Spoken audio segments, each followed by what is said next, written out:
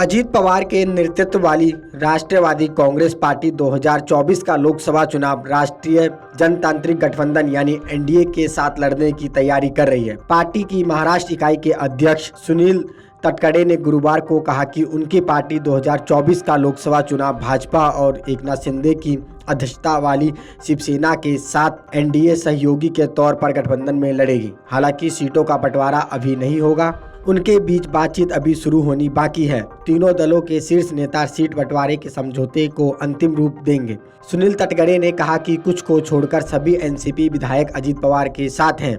ये सभी हर हफ्ते होने वाली विधायक दल की बैठक में मौजूद रहते हैं। मराठा आरक्षण की मांग को लेकर मुंबई के बांद्रा इलाके में गुरुवार तड़के 45 वर्षीय एक व्यक्ति द्वारा की गई कथित आत्महत्या का जिक्र करते हुए तटकरे ने कहा कि यह एक दुर्भाग्यपूर्ण घटना थी। लोकसभा सांसद ने कहा कि हम मांग करते हैं कि मराठा समुदाय को अन्य पछड़ा वर्ग यानी ओबीसी कोटा को नुकसान पहुंचाए बिना आरक्षण मिलना चाहिए। इससे पहले अजीत पवार और एनसीपी के 8 अन्य विधायक 2 जुलाई को एकनाथ शिंदे के नेतृत्व वाली शिवसेना सरकार में शामिल हो गए थे। इससे 1999 में अनुभवी नेता शरद पवार द्वारा स्थापित पार्टी में दो फाड़ हो गई थी। लोकसभा चुनाव अप्रैल मई 2024 में होने हैं, जबकि महाराष्ट्र विधानसभा चुनाव उसके कुछ महीनों बाद अक्टूबर या नवंबर में होंगे।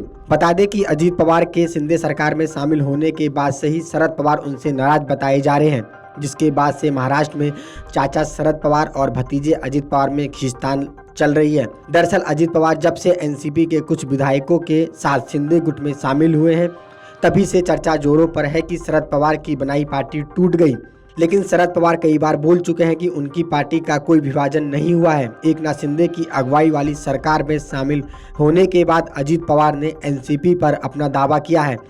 तो वहीं शरद पवार की तरफ से आयोग को कहा गया है कि कुछ स्वार्थी लोग अपनी अलग विचारधारा के चलते हमें छोड़कर गए हैं, बाकी पार्टी एक ही है।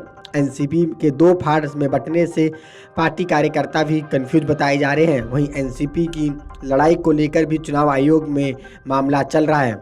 बता दें कि अजीत पवार इस साल जुलाई में महाराष्ट्र के उप मुख्यमंत्री पद की शपथ ली थी। उनके इस कदम ने सभी को चौंका दिया था। उनके साथ एनसीपी के 8 बागी विधायकों ने भी मंत्री पद की शपथ ली थी, जिससे पार्टी का विभाजन हो गया। अजीत पवार जुलाई में एकनाथ शिंदे के नेतृत्व वाली सरकार में शामिल हो गए थे, जिससे पार्टी में विभाजन हो गया।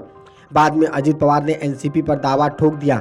महाराष्ट्र में अजीत पवार की बगावत के बाद राज्य में सियासी समीकरण बिल्कुल बदल गए हैं।